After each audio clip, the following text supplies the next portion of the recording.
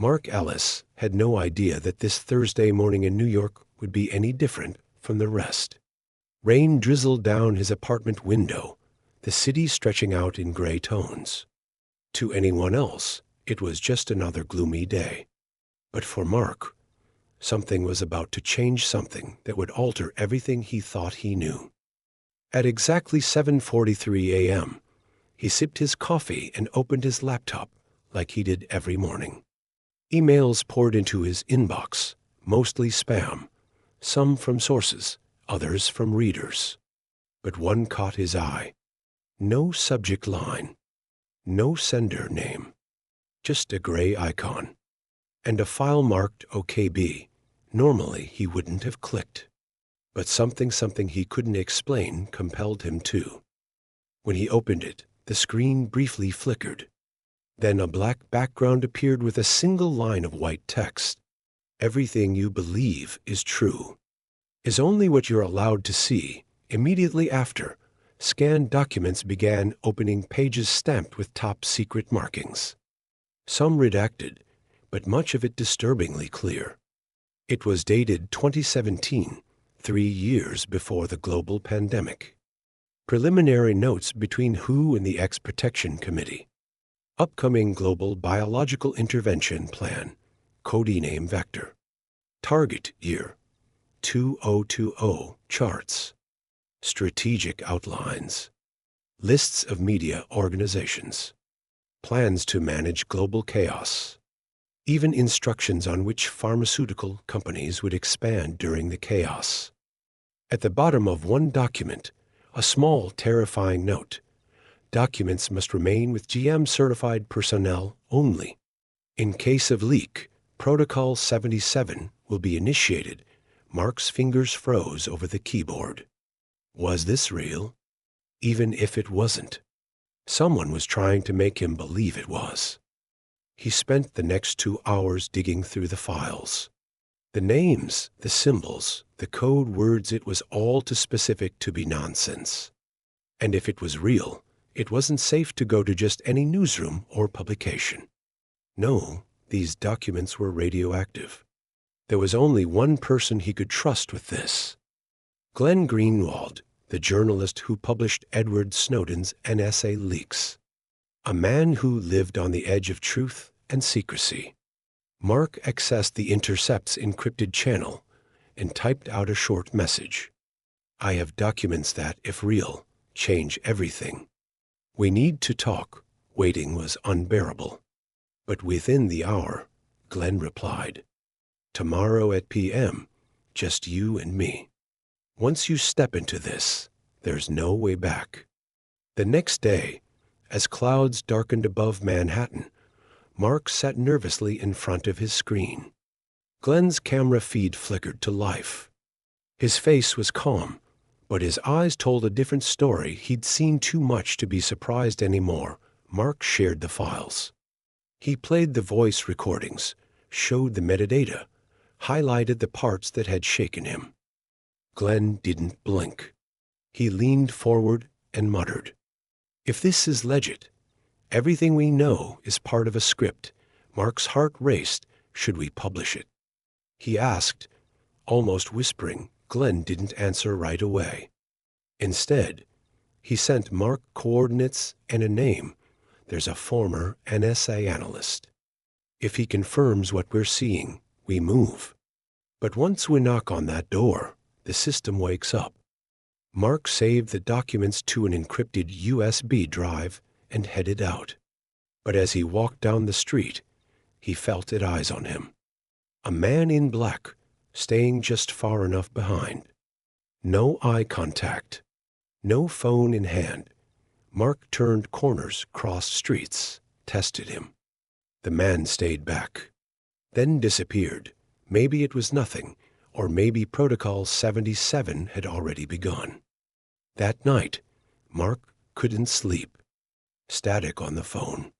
Internet cutting in and out. At 3:17 a.m., his laptop screen lit up without warning, just one line. Protocol 77 initiated. There's no turning back. Mark's eyes were bloodshot from lack of sleep. The night had felt endless. After the chilling message on his screen, he didn't dare shut down his computer. Every time he closed his eyes, he imagined someone breaking into his apartment, taking the files, erasing his existence. This wasn't paranoia. This was survival. By the time the morning sun peeked through the clouds, Mark knew he couldn't wait any longer. He packed a bag just enough to get him out of the city for a few days. If the documents were real, his life was already at risk. It didn't matter whether anyone believed him or not. No one was going to save him. He grabbed the encrypted USB drive, stuffed it into his pocket, and left. Outside, the city felt even colder than the night before. He hailed a taxi to a secluded area on the outskirts of Brooklyn, a small coffee shop that used to be a safe house for investigative journalists. The kind of place where secrets were passed along without a second thought. The address Glenn had sent him led him to a man named Ryan Fields, a former NSA analyst. He had left the agency under mysterious circumstances, but his reputation was legendary. He was the kind of person who knew more about government surveillance programs than most people knew about their own lives. If anyone could authenticate the documents, it was him. Mark arrived at the cafe, scanning the faces of the few patrons scattered around. He noticed a man sitting in the corner, his face obscured by a dark hoodie. It was the kind of disguise Mark had come to expect from people who lived in the shadows. He walked over and sat down, sliding the USB drive across the table. Ryan didn't look up, but his fingers immediately hovered over the drive, assessing it like a seasoned pro. Without a word, Ryan plugged it into a laptop and began scrolling through the files. His face remained unreadable. Minutes ticked by in silence, the only sound the tapping of keys. Mark's pulse quickened with every passing second. Finally, Ryan leaned back in his chair, looking up at Mark for the first time. His eyes were cold, calculating. He spoke in a low, steady voice. "This isn't just some leak. This is bigger than anything I've ever seen. These plans, they've been in place for years. Maybe decades." Mark swallowed hard. He had known it would be bad, but he hadn't expected the weight of the truth to settle on his chest like this. He leaned in closer, his voice barely above a whisper. "What are we looking at here, Ryan? What does this mean?" Ryan paused before answering, as if weighing his words carefully. Then he said something that sent a chill down Mark's spine. "This is the beginning of a global reset. They've been planning this for a long time." A pandemic was just the cover. Mark's mind raced. A cover? For what? Ryan's eyes flicked to the door, as if expecting someone to be listening in. He lowered his voice further, his words barely audible. "What you're seeing here is only a part of a larger operation. It's not just about controlling disease or manipulating economies. It's about control of the population. They've been setting the stage for a new world order. One where everything and everyone is monitored, and no one is truly free." Mark's heart pounded in his chest. The implications were staggering. The documents, the plans, the references to the so-called vector plan, it was all starting to come together. But there was still so much that didn't make sense. Ryan leaned forward, his expression grim. "We need to talk to Glenn. He's the only one who can help us figure out what to do next. But you have to understand, Mark. Once you get involved with this, there's no going back. They'll be watching us, every step we take." Mark knew Ryan was right, but he also knew there was no turning back now. This was bigger than just a story. This was about survival. This was about exposing the truth, no matter the cost. That evening, Mark returned to his apartment. The sky had turned dark, the city lights casting long shadows on the streets below. He felt a knot tighten in his stomach as he approached the door. Something was off. The air felt thick with unease. He unlocked the door, pushing it open slowly. The apartment was eerily quiet. Too quiet, his eyes scanned the room, searching for any sign of a break-in. Everything seemed untouched, except for one thing: the computer. The screen was on, and a new message had appeared. "We know you've seen the files. You have 48 hours to delete them. After that, Protocol 77 will be initiated." Mark froze. The message was unmistakable. Whoever was behind this knew everything about him, his movements, his contacts, his every step. And then the power went out. Darkness. The apartment was plunged into darkness. Mark's heart hammered in his chest as the silence pressed in on him. He fumbled for his phone, but the screen remained black. No signal. No light. The eerie stillness of the apartment suffocated him. His mind raced, trying to make sense of what had just happened. The message. The warning. Was it a threat or a warning shot? Was someone watching him right now? Had they already gotten to Glenn? Then, just as quickly as the power had gone out, his phone vibrated in his hand. A text. It was from Ryan. They know. Mark's pulse spiked. The question was no longer whether or not. They knew they were aware of every step he had taken. They knew about the files. They knew about Glenn. And now they were watching him. The phone buzzed again, this time with a new message. A call from Glenn Greenwald. Without hesitation, Mark answered. "Glenn?" "It's Mark." "I know." Glenn's voice replied calmly, but Mark could hear the tension beneath it. "I know everything." Mark's stomach churned. "What's happening? What do I do now?" "You have to leave New York, Mark. Don't even think about staying. They've probably already traced your movements." Mark glanced nervously toward the front door, feeling the weight of the walls closing in. "Where do I go? What's the plan?" Glenn was silent for a long moment. Then, in the same low, steady tone he always used when something serious was unfolding, he spoke. "You need to go off the grid. Now. I'll send you a location. Meet me there tomorrow night. Don't trust anyone, and don't let anyone follow you. Especially not those who have been in your apartment." Mark felt the blood drain from his face as Glenn's words sank in. Those who have been in your apartment, had they been there already? Were they watching him through hidden cameras? Were they tracking every move he made? "Glenn, I don't," Mark started, but Glenn cut him off. "Listen to me, Mark. I know you're scared. You should be. But if you want answers, this is your only shot. Once you meet me, we'll figure out what we're really up against. But right now, you need to leave. And I mean, leave. Don't wait. Don't hesitate." Mark gripped the edge of the table. The message was clear. He couldn't stay. Not here. Not now. He grabbed his things, his laptop, his phone despite the fact it had no signal, the encrypted USB drive. He shoved them into his bag, not daring to stop to think about anything else.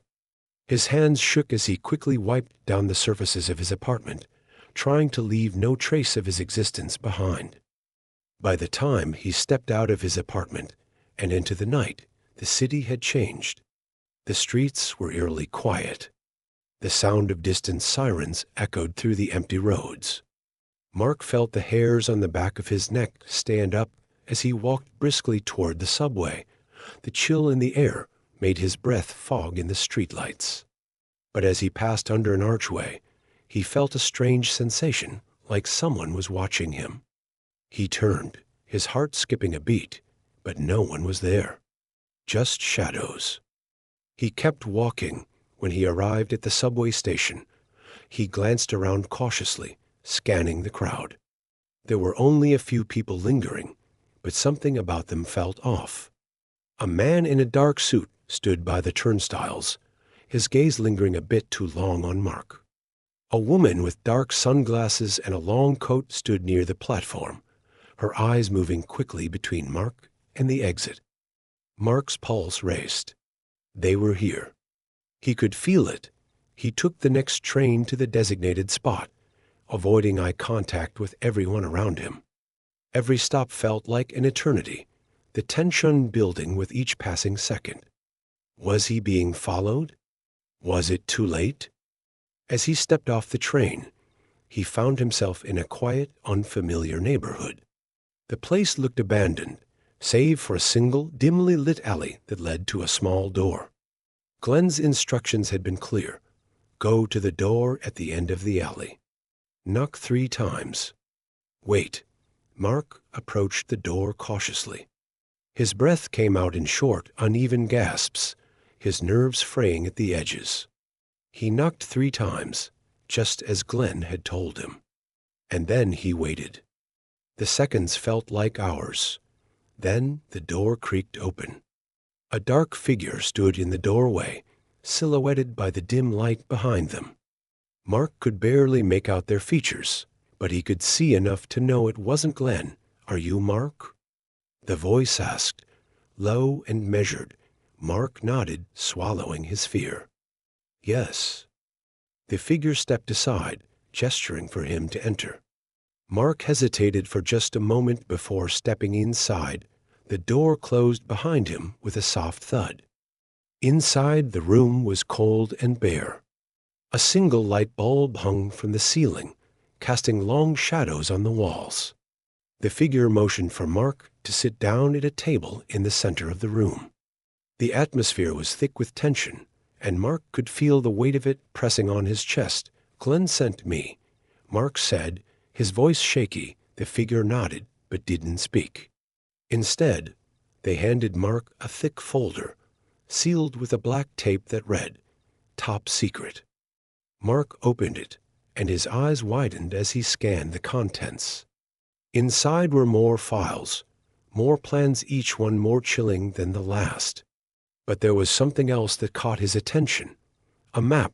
The map was marked with red circles, each one indicating a city around the world. New York, London, Berlin, Beijing.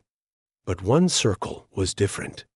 Washington, D.C. next to it, in bold letters, the words, Final Target. Mark's fingers trembled as he held the folder. There was no turning back now. He had stepped into something far larger than he had ever imagined. Something global. Something dangerous, and it was only just beginning. Mark stared at the folder in front of him, the weight of the words on the map sinking in with every passing second. His fingers trembled as he traced the circle around Washington, D.C., the final target. The implications were terrifying. If Washington was the endgame, then this operation wasn't just about controlling people or manipulating events. It was about reshaping the world. The figure sitting across from him, Mark, still didn't know who they were, watched him intently, waiting for a reaction. Mark felt his chest tighten as he swallowed hard. He needed answers, and he needed them now. What's this? Mark's voice was barely a whisper. What's Washington, D.C.? Why is it marked like that? The figure didn't answer immediately. Instead, they picked up the folder, closed it with a slow, deliberate motion, and then slid it toward Mark. You're not ready for everything inside that folder yet, the figure said, their voice cold and emotionless. But I'll tell you what you need to know for now. Mark's mind raced, but he nodded. There was no turning back now. He had come too far to walk away. The map is a part of a much larger operation. It's global, Mark. What you're looking at is the beginning of a power shift that will change everything you know. The circles on the map represent key location cities where significant events are set to unfold. And Washington? Washington is the heart of it all. Mark leaned forward, his heart pounding in his chest. What events? What's going to happen? The figure's gaze turned steely, their lips pressing into a thin line. They looked around the room, as though checking for eavesdroppers before speaking again. Washington, D.C. is where it all comes together. The plans, the control, the surveillance, everything. What's going to happen there will be the catalyst for what they're calling the new order, an order where freedom doesn't exist, where they'll control everything. Every piece of information, every transaction, every thought.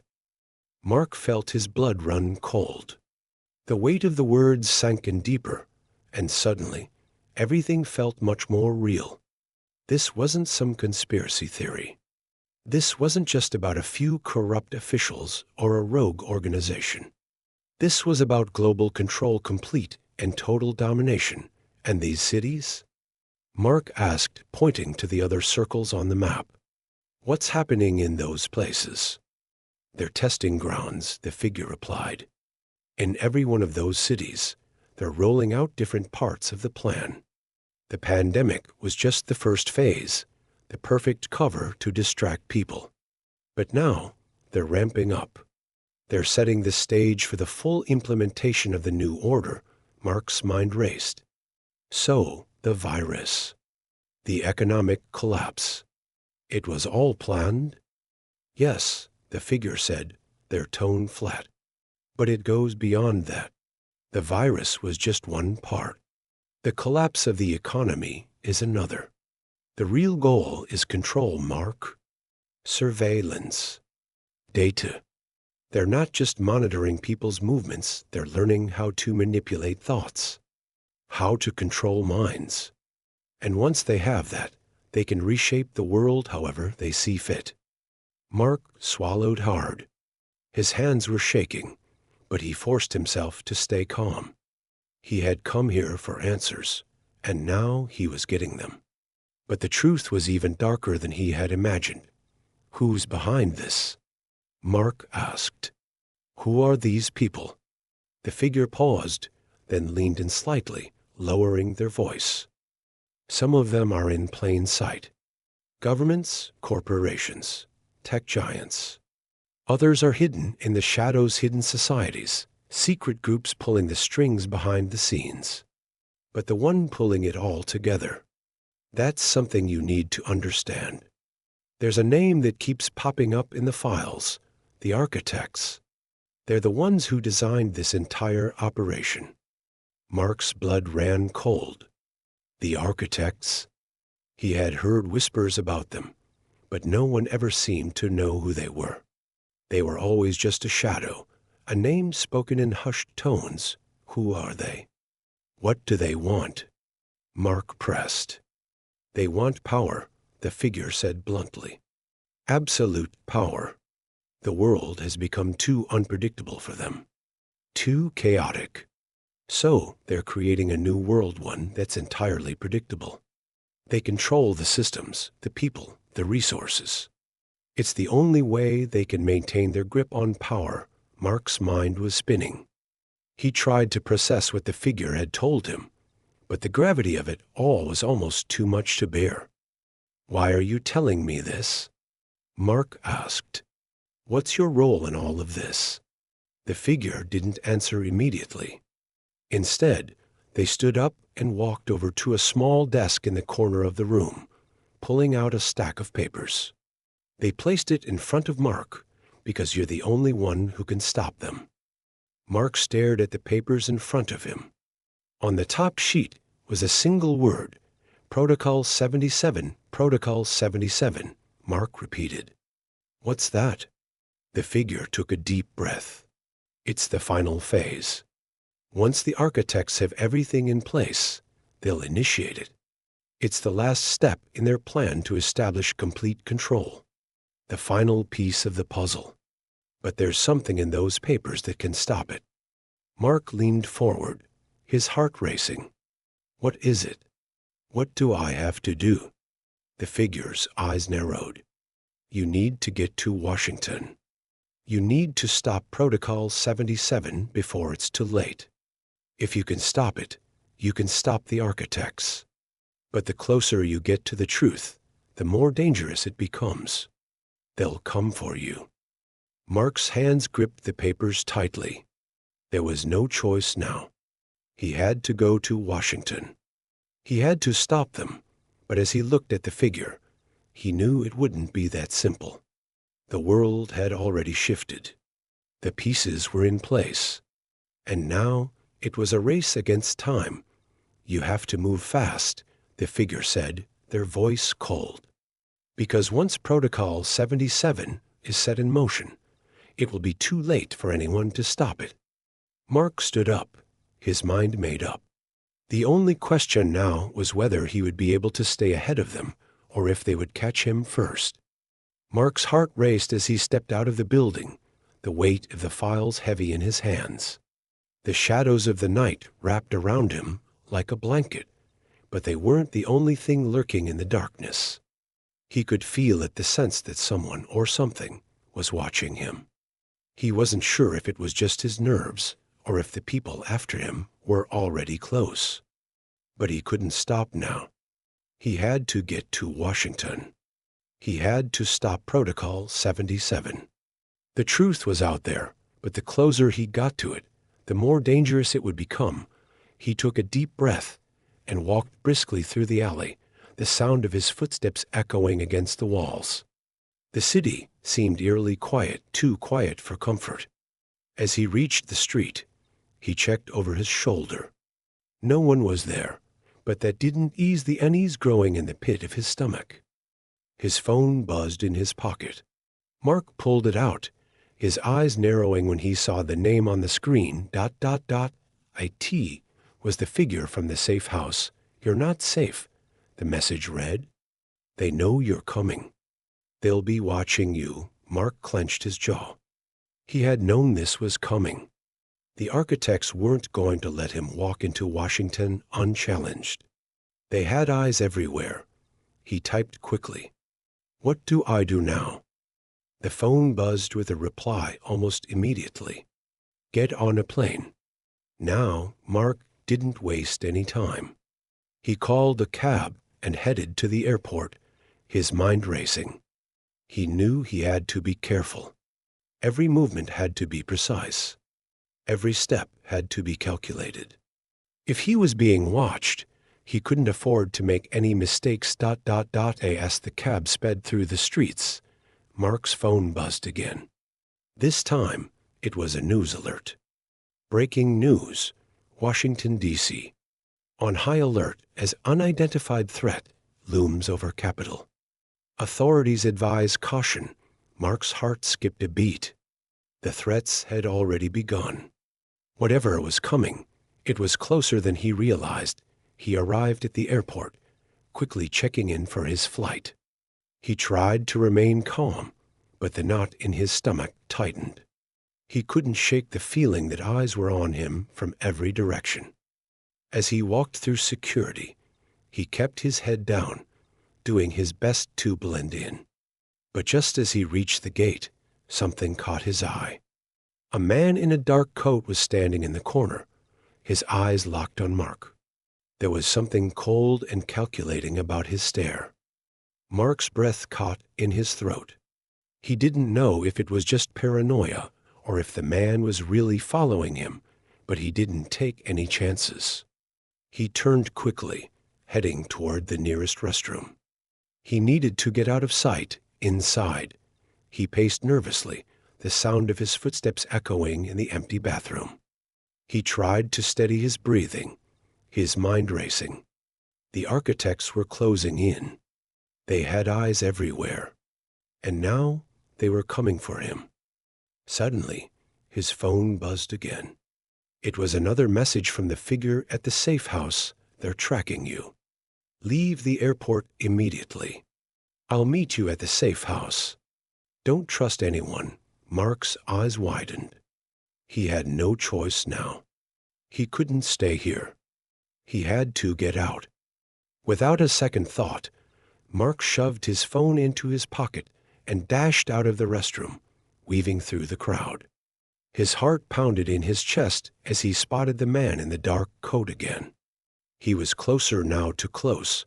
Mark pushed through the crowd, adrenaline pumping through his veins. He had to get to the car. He had to get out of there before it was too late. Just as he reached the exit, he heard footsteps behind him. Heavy, deliberate footsteps. Mark turned a corner, nearly colliding with the couple who were heading toward the terminal. He didn't stop. He kept running, weaving through the crowd as he made his way toward the exit. His eyes darted around, scanning for any sign of pursuit. But when he reached the parking lot, he realized it was too late. A black SUV was parked in the corner, its engine idling. The windows were tinted, but Mark knew what that meant. They had already found him. He made a snap decision and ran toward the nearest car rental station. The moment he reached the counter, he slid his ID to the clerk and demanded the fastest car they had. The clerk hesitated for a moment, but the urgency in Mark's voice made her hand over the keys without question. Mark didn't waste any time. He bolted for the car, slamming the door shut as he threw the keys in the ignition. He floored the gas pedal, peeling out of the parking lot and onto the highway. Behind him, the black SUV followed. Mark's mind raced. He couldn't let them catch him. He had to lose them. He had to stay ahead. For the next 20 minutes, Mark drove like a man possessed. He took sharp turns, swerved through traffic, and pushed the car to its limits. The SUV stayed on his tail, just a few meters behind, but Mark refused to slow down. He knew it wasn't just about survival anymore. It was about stopping the architects. It was about stopping Protocol 77, and he was running out of time. Mark's hands were shaking as he gripped the steering wheel, his knuckles white under the strain. The SUV was still behind him, its headlights like twin predatory eyes locked on their target. Every time he glanced in the rearview mirror, the black vehicle seemed closer, as if it had learned the pattern of his moves and was now anticipating his every turn. He had to shake them off. The city was behind him now, the lights fading into the distance as he raced toward the outskirts, the wind whipping past the cracked window. He was running out of options. His gas tank was near empty, and the map on his phone kept pinging with messages from the unknown figure at the safe house, urging him to get to a location outside the city. Don't stop.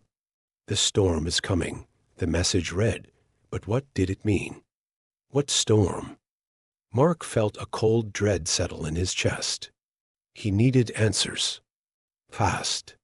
He couldn't trust anyone anymore, not even the mysterious person helping him, but there was no time to second guess. He had no choice but to follow the trail. Suddenly, an alarm blared on his phone, a low, ominous beep that echoed in the quiet of the car. He unlocked the screen, squinting at the text that appeared. The roads are compromised. Take the detour. Now his heart skipped a beat. He looked ahead. The road he was on was empty, a perfect stretch of asphalt leading into the dense trees that surrounded the outskirts of the city. It was the only way out, but it felt like a trap. Mark made the decision in an instant. He swerved the car left, taking the hidden detour down a narrow, overgrown road. The sound of his tires crunching over the gravel was the only noise that filled the silence. As he glanced in his rearview mirror again, he saw the SUV's headlights flashing on the main road, no longer behind him, but that didn't mean he was safe. The detour was taking him deeper into the wilderness, into a part of the country he didn't recognize. He had no signal here, no way to track his location. It was just him, the dark road, and the rising fear that something was always just a step behind. Minutes passed like hours as Mark pushed the car faster. The trees began to close in, the shadows growing longer with every turn. He checked the GPS on his phone, but it was glitching. No signal. Think, he muttered to himself. Think. What do they want? Mark knew the architects wouldn't stop. The people behind the protocol weren't just looking to silence him. They were looking to stop anyone who might expose the truth. He had been digging too deep, and now they were hunting him like a rat cornered in a cage. He took another sharp turn, and suddenly the road was empty ahead. No more trees. No more dark, ominous shapes in the distance. Just a stretch of open land. Almost there, he whispered, his eyes scanning the horizon. He couldn't explain why, but he felt that the end was near, that something was waiting for him. Suddenly, a figure stepped out from the shadows. Mark slammed on the brakes, the car screeching to a halt just inches from the man. He was tall, his face shadowed by a hood, but the cold, calculating look in his eyes sent a chill down Mark's spine. Mark's foot hovered over the accelerator, but he couldn't move. The figure stepped closer, and the tension in the air was palpable. This was it. He had no choice now. "You're not supposed to be here," the man said in a low voice, his tone cold and deliberate. Mark's heart raced as he looked at the figure. This wasn't just some random person. This was someone sent by the architects, someone who knew exactly what he was doing. Mark had no idea how he had found him, but the figure's presence told him everything he needed to know. The man raised a hand, signaling for Mark to stay still. Mark's mind was spinning, his instincts screaming at him to run, to drive away as fast as possible. But something in the stranger's eyes told him it was already too late for that. "You're out of time," the figure continued. "The architects know where you are. They know what you're trying to do." Mark swallowed hard, trying to steady his breath. "What do you want from me?" The figure stepped back, revealing a car parked behind him, the headlights on low. A familiar logo was emblazoned on the side of the vehicle, a symbol Mark had seen in one of the files back at the safe house. "I'm not here to hurt you," the figure said, his voice softening slightly. "I'm here to help you." Mark narrowed his eyes, trying to read the man's expression. Was this another trap? Another false lead? "Help me." "How?" Mark asked, his voice laced with suspicion. The man didn't answer right away. Instead, he turned and nodded toward the car, urging Mark to follow. There was a small, hidden compartment beneath the passenger seat. He had to take it. The answers he needed were inside. Mark hesitated, his mind spinning. Should he trust this person? Could he afford to make another mistake? But before he could make a decision, the figure's voice cut through his thoughts. "They're coming. If you want to survive, you'll get in the car. Now." Mark had no time to argue. He opened the door and slid into the passenger seat, watching the man carefully. The engine roared to life, and they sped off down the road, the open countryside rushing by like a blur. As the man drove, Mark couldn't shake the feeling that something bigger was at play. The architects weren't just after him anymore. They were after everyone and the storm that was coming. It wasn't just a metaphor. It was real. The car flew down the dark road, the tires humming loudly as the engine roared with power. Mark barely had time to process what was happening. The man driving kept his eyes fixed straight ahead, his expression unreadable. As they sped through the night, Mark tried to piece together the events that had led him here. He had been thrown into a storm he didn't understand, and now, with this mysterious stranger, it seemed as though he was being pulled further into a web of lies and danger. Every instinct told him to run, to flee from this man, but the reality of the situation was far worse. He couldn't outrun the architects. No one could. Mark's phone buzzed in his pocket, breaking the silence. He pulled it out, but before he could even look at the screen, the man driving spoke, put the phone down. "You don't want to know what they're planning." Mark stiffened. He looked at the figure, his heart racing. "How do you know about my phone?" The man's lips barely twitched, but his eyes remained cold. "I've been tracking you, Mark. You're not the only one who's been looking into this." Mark's stomach dropped. He had no idea who this person really was or what his involvement was in all of this. But the sheer intensity in the man's voice left no room for doubt. The architects knew everything about him. Suddenly, the car veered off the road, heading down a narrow dirt path that led into the thick forest. Mark could barely see through the dense trees, their branches reaching out like claws, scratching at the sides of the car. The shadows seemed to close in around them, and for the first time since this entire nightmare had begun, Mark felt an overwhelming sense of dread. "Where are we going?" Mark asked, his voice shaky. The man didn't answer right away, focusing entirely on the road ahead. Then, after a long silence, he spoke. "We're going to the place where the storm begins." Mark was confused. The place where the storm began. What did that even mean? And why was it so important that they were driving through the middle of nowhere to get there? "What storm?" Mark asked, his voice rising with frustration. "What are you talking about?" The man looked at him then, his gaze piercing. "The storm you've been running from, Mark. The one that's been chasing you ever since you uncovered the truth. It's not just a metaphor. It's real. And it's coming for all of us." Mark felt a cold shiver run down his spine. "You're talking about the virus, aren't you?" The man nodded slowly, his expression grim. "It's not just a virus. It's a weapon of mass control. And the architects have been preparing it for years." The words hit Mark like a slap in the face. For months, he had been investigating the strange outbreak that had begun to spread across the world, an illness that seemed to defy all logic. It didn't act like a regular virus. People didn't just get sick and die. It was something far worse. The virus seemed to manipulate people's minds, turning them into puppets for whoever controlled it. And now, Mark was beginning to realize just how deep the conspiracy went. "So they're behind this. Everything." Mark muttered, more to himself than to the man beside him. The man nodded again. "Everything. The architects have been using the virus as a means to control the population, to reshape the world in their image. They want a new world order, and this virus is the key to achieving it." Mark's mind was spinning. "But why me? Why are they after me?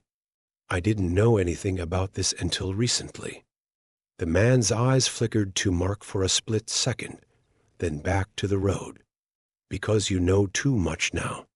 You've been digging into their secrets, uncovering things that were never meant to be known. And now they want to silence you." Mark swallowed hard, his throat dry. "So, what now? What's the next move?" The man turned off the engine as the car came to a stop in front of an old, dilapidated building. It looked like a warehouse of some sort, surrounded by thick trees and complete darkness. "Now we get inside," the man said, turning to Mark with a serious expression. "Inside is where you'll find the answers you need. The storm is already here, and there's no escaping it. The question is, what are you going to do about it?" Mark stepped out of the car, his mind racing. This place, this building, it had an eerie, abandoned feel to it, but it was the only lead he had. He followed the man inside, through the creaking door, into the darkness. Inside, the air was thick with dust and the smell of old metal. The walls were lined with old equipment, some of which Mark didn't recognize. It was a stark contrast to the high-tech world of the architects, the ones pulling all the strings behind the scenes. This place seemed almost ancient. The man led Mark down a narrow corridor, stopping in front of a door at the end. He glanced at Mark and then pushed the door open, revealing a dimly lit room. Inside were monitors, wires, and screens flashing with images that made no sense to Mark. "What is all of this?" Mark asked, his voice barely a whisper. The man stepped toward one of the monitors and pressed a button.